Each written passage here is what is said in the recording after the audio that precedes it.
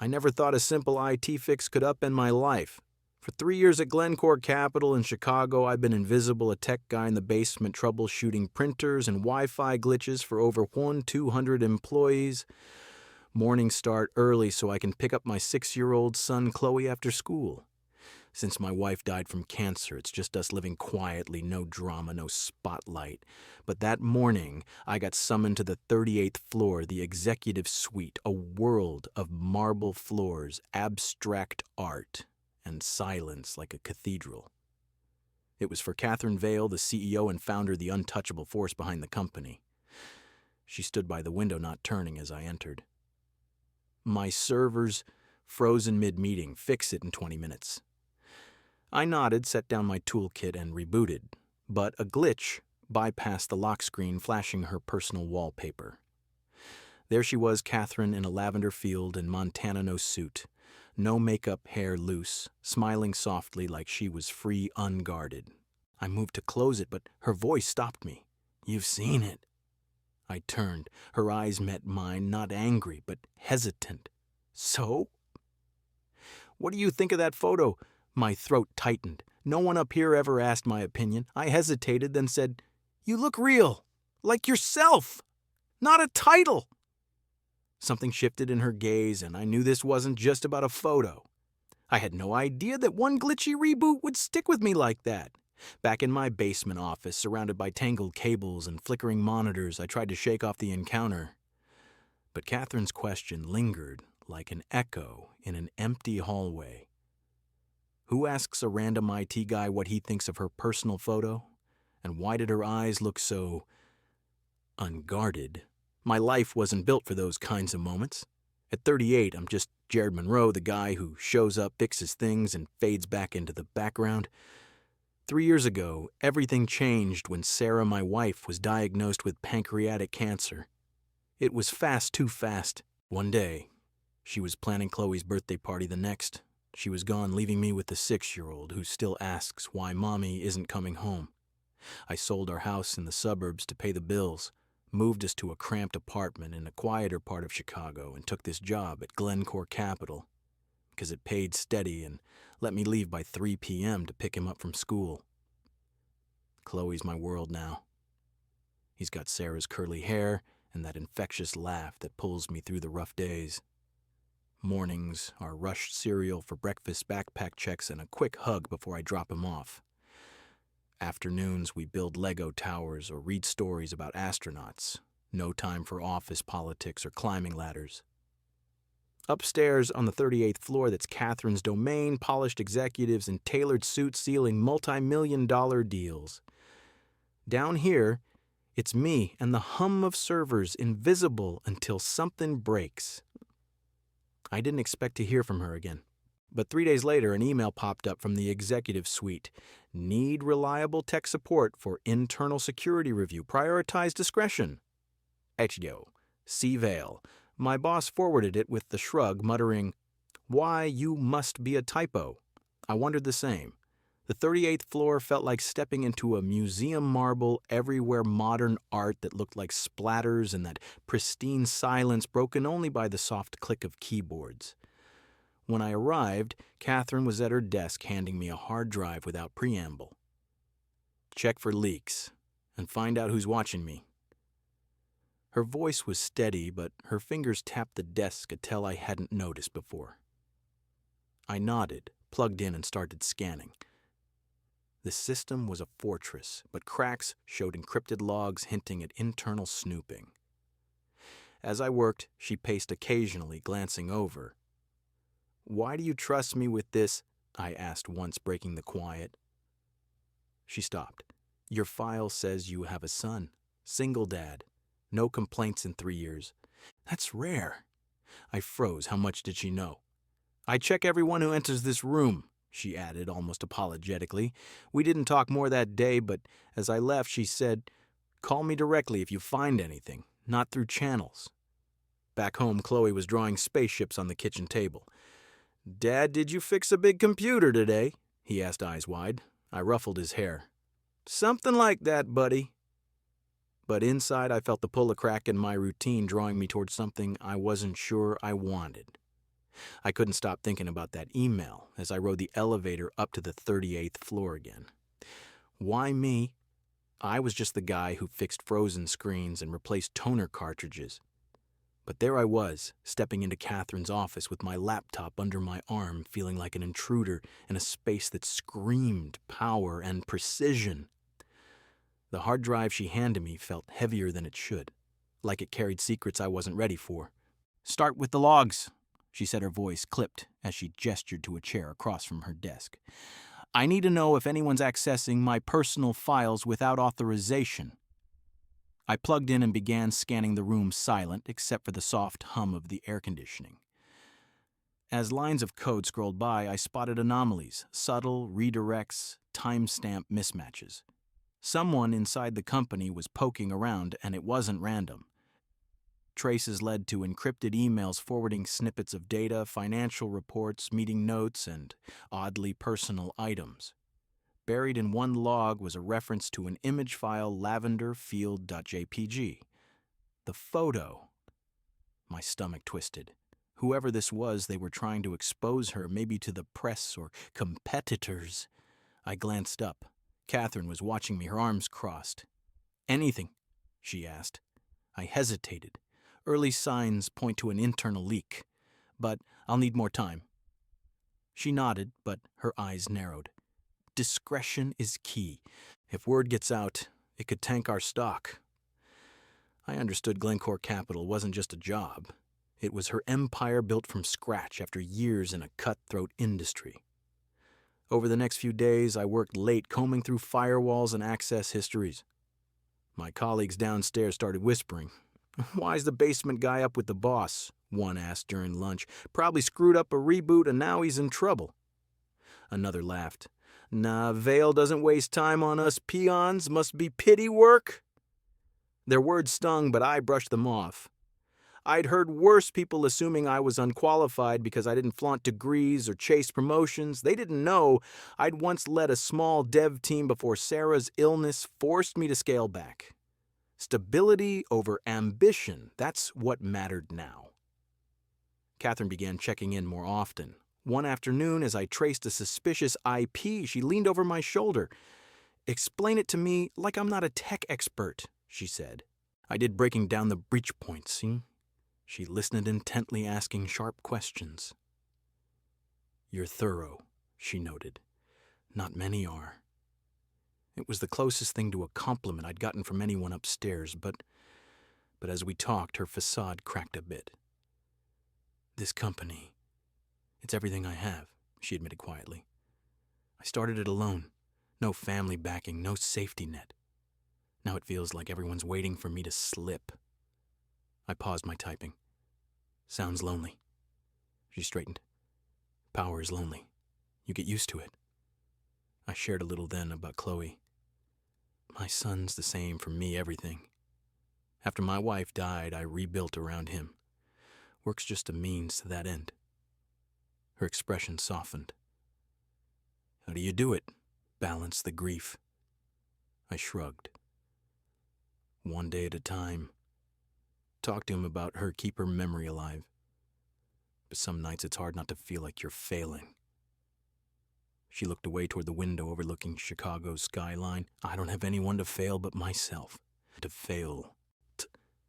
For a moment, the room felt smaller, less like an office and more like a confessional. The deeper I dug, the uglier it got. Logs showed repeated access from an internal account tied to Mark Reynolds, Catherine's executive assistant. He'd been with her for years, trusted, efficient, but the patterns didn't lie. Forwarded emails, downloaded files, even that photo sent to an anonymous Dropbox. Why I cross-referenced company chats and found subtle resentment. Mark complaining about being overlooked for promotions, hinting at taking matters into his own hands. He wanted her job, or at least to force her out. My hands shook as I compiled the evidence. Telling her meant blowing up her inner circle, risking chaos. Keeping quiet, that could protect my steady paycheck, my routine with Chloe.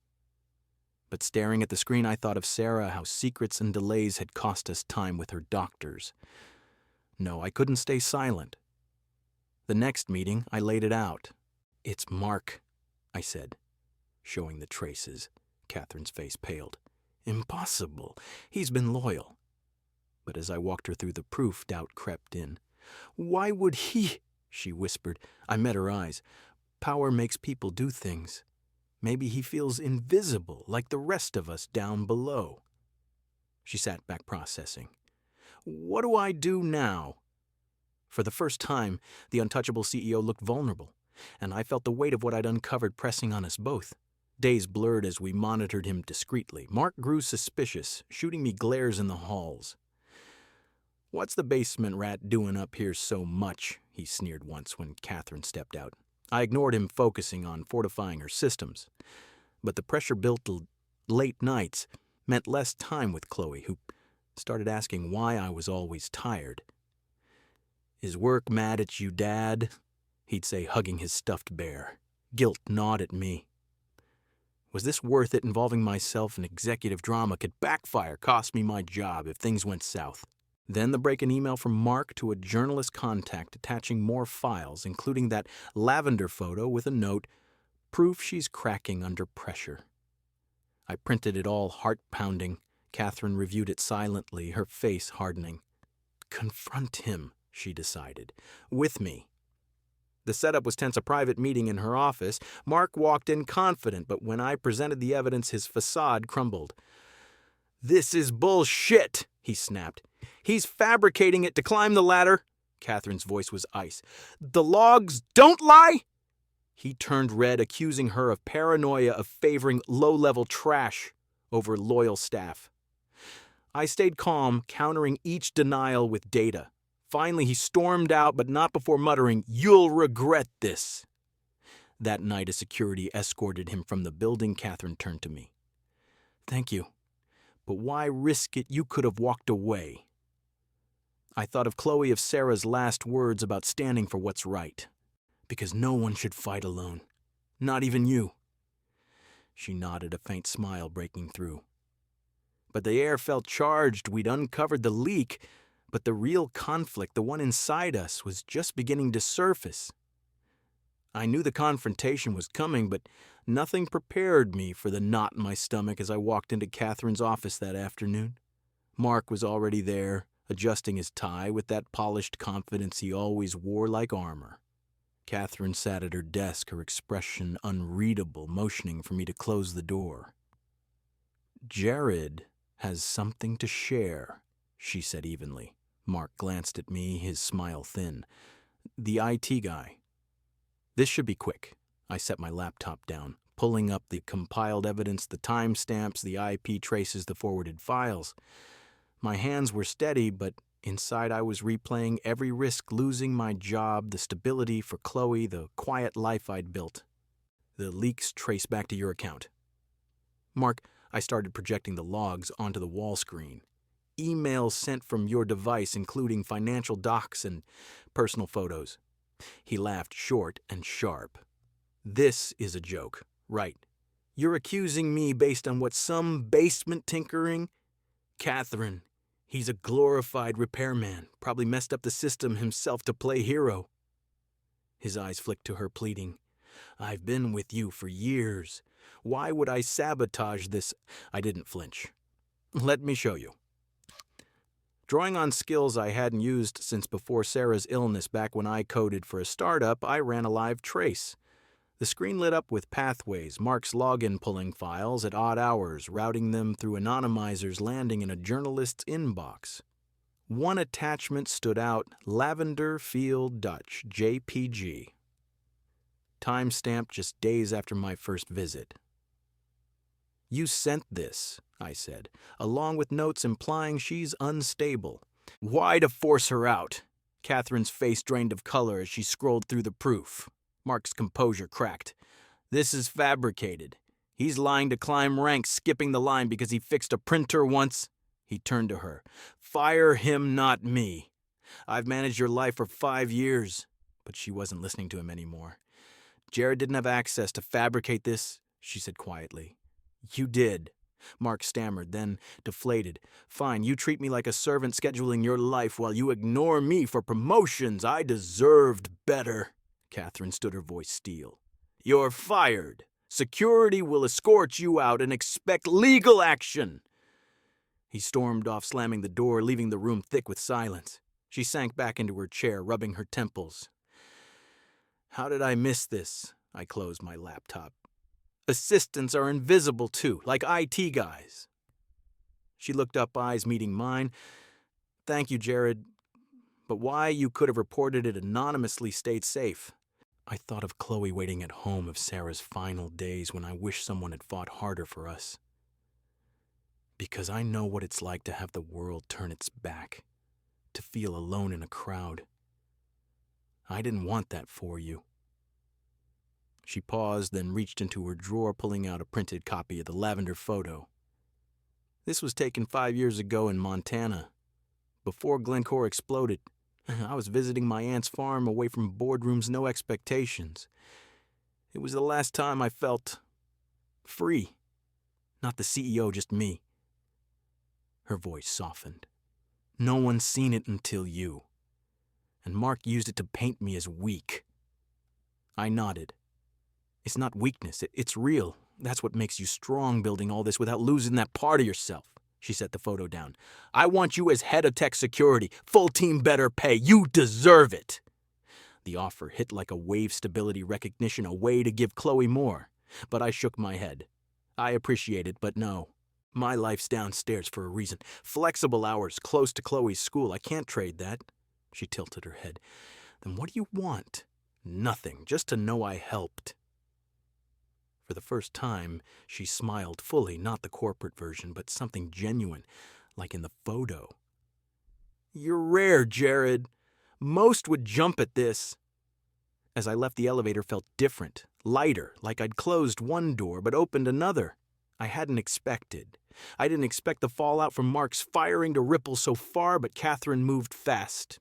The next week, she called an all-hands meeting in the ground floor auditorium, the kind usually reserved for quarterly earnings or holiday announcements. Whispers buzzed through the crowd, over 1,000 employees crammed in, wondering if layoffs were coming or if she'd unveil some new merger. I sat in the back, blending in as always, until my phone vibrated. Meet me backstage, waskin see? When I slipped behind the curtain, she was there, not in her usual power suit, but a simple white shirt and navy slacks, hair down like in the photo. You're part of this, she said, no room for argument. The stage lights hit as she stepped out, microphone in hand. Glencore isn't just about profits. She began, her voice steady but warmer than I'd heard in boardroom echoes. It's about people. For too long, we've valued titles over trust, visibility over value. That changes today. She outlined reforms, anonymous feedback channels, cross-department rotations, recognition programs for all levels. No more invisibles, she said. Everyone here matters. The room shifted murmurs, turned to nods. Then she paused. To lead this, I need someone who embodies it. Jared Monroe joined me. My heart stopped. Heads turned as I walked up, feeling every eye like spotlights. Whispers rose. The IT guy. Why him? On stage, she shook my hand. Jared isn't an executive. He's a single dad who fixes our tech and sees what others miss. He uncovered a betrayal that could have sunk us not for a promotion, but because it's right. Starting now, he's our head of internal culture advisory, no fancy degree required, just integrity. Applause erupted, hesitant at first, then thunderous. I stood there awkward under the lights, but for the first time in years I felt seen, not as the widower scraping by, but as me. Thank you, I managed into the mic. I just did what anyone should. The meeting wrapped, and as people filed out, a few colleagues clapped my shoulder, real ones, not pitying. Catherine pulled me aside. You earned this. Take the role. I thought of Chloe of stable hours. Part-time, I can't leave the basement fully. She smiled. Deal. And Jared, thank you for seeing me too. We weren't more than allies, but in that moment a quiet friendship solidified, no romance, just mutual respect. That evening, I picked up Chloe from after-school care, his backpack slung over one shoulder. "Dad, you look happy," he said, climbing into the car. We stopped for ice cream at a corner shop near our apartment, sitting on a bench as the city lights flickered on. "Something big happened at work today," I told him, spooning vanilla. "The boss lady called me up in front of everyone, said my name like it meant something." His eyes widened. "Like a superhero?" I laughed. "Kinda. She asked me a question once that no one else did, and it changed things." Chloe licked his cone, thoughtful. "Are you happy now, Dad?" I pulled him close, watching the skyline. "I'm starting to learn how, buddy. Thanks to someone who dared to ask if I thought she was beautiful, not on the outside, but real." We walked home hand in hand, the weight of the past lighter. Catherine and I kept working together, reshaping Glencore into a place where no one felt overlooked. Chloe thrived his drawings, now including Dad the Fixer. And me, I found purpose again, not in climbing floors, but in knowing that sometimes one honest answer can rewrite everything.